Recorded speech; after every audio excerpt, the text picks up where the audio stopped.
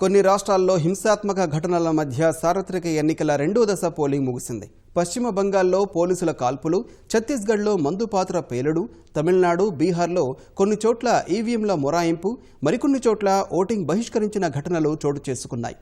రెండో దశలో 61.12% పోలింగ్ నమోదైనట్లు ఎన్నికల సంఘం ప్రకటించింది.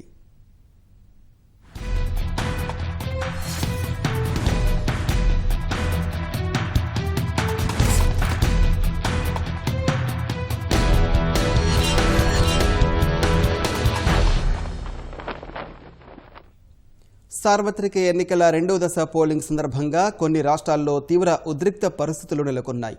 పశ్చిమ బంగాల్లో పోలీసుల కాల్పులకు దారితీయగా ఛత్తీస్గఢ్లో మందుపాత్ర పేలుడు ఘటనలు చోటు చేసుకున్నాయి. 11 రాష్ట్రాలు, ఒక కేంద్రపాలిత ప్రాంతం సహా మొత్తం 97 పార్లమెంటు స్థానాలకు గాను 95 చోట్ల పోలింగ్ జరిగింది.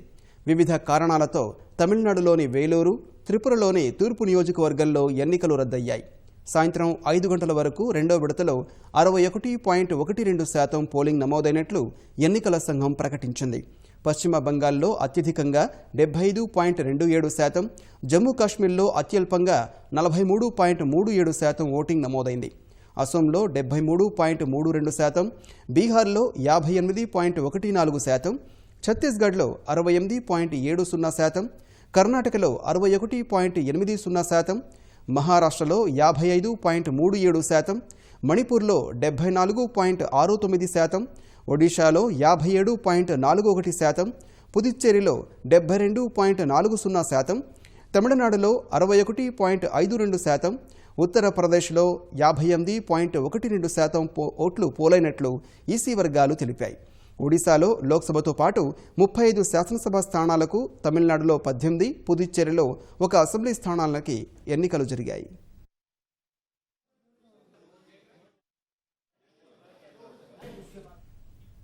పశ్చిమ బెంగాల్లో పోలింగ్ సందర్భంగా హింసాత్మక ఘటనలు చోటు చేసుకున్నాయి.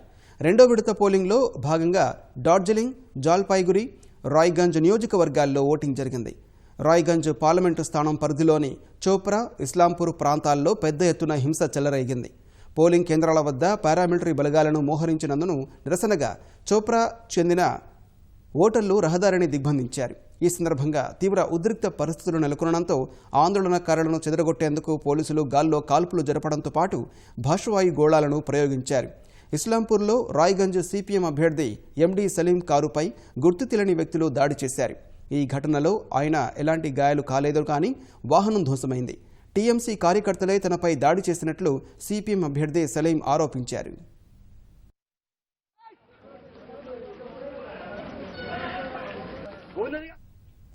ఛత్తీస్గఢ్లో 3 లోక్సభ స్థానాలకు జరిగిన పోలింగ్ సందర్భంగా మావోయిస్టులు చెలరేగిపోయారు. రాజనందగాం పార్లమెంటు స్థానం పరిధిలోని మొహోలా, మన్పూర్ మధ్య మావోయిస్టులు మందుపాత్ర పేల్చారు.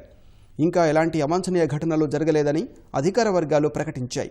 పోలింగ్ జరిగిన 3 లోక్సభ స్థానాల పరిధిలో 60,000 మంది పారామిలిటరీ, పోలీసుల బలగాలతో పాటు డ్రోన్ల ద్వారా గస్తీ ఏర్పాటు చేశారు.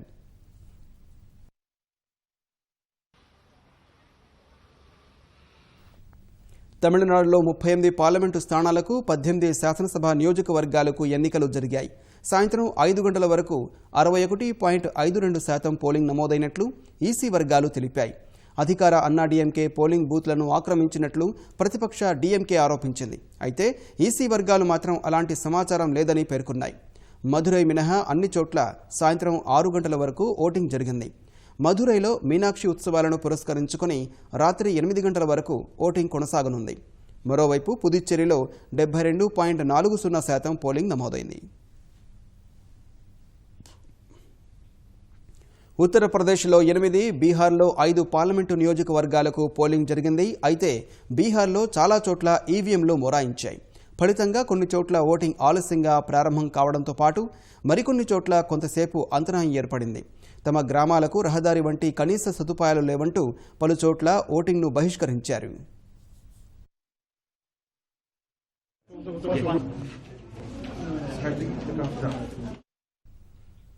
జమ్మూ కాశ్మీర్లోని ఉధంపూర్, శ్రీనగర్ లోక్సభ స్థానాల పోలింగ్ నేపథ్యంలో ముందు జాగ్రత్త చర్యగా ఆ ప్రాంతాల్లో మొబైల్ అంతర్జాల సేవలు నిలిపివేశారు.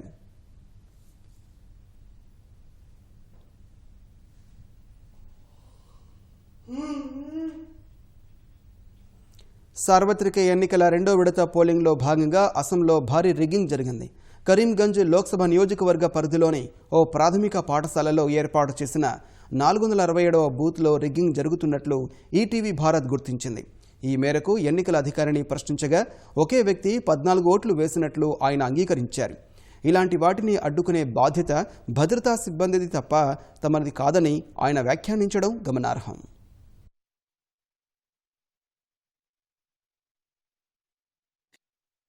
সেখানে একজন এক পরিবারের বুট কি হয়েছে? না না এখানে তো আপনি তো দেখতে পাচ্ছেন মানে একজনে তো মানে 15-20টা করে বুট দেয় আমরা তো একজনে কটা পর্যন্ত মাঠে? এসটি কেন আমি যেতে 14টা পর্যন্ত হয়েছে একদম চলে তো অনেকক্ষণ আগে আপনি তো জানেন তো কিছু করার নেই আমরা কর্তব্য হলো ভোট লওয়া আমরা সিকিউরিটি পাইলে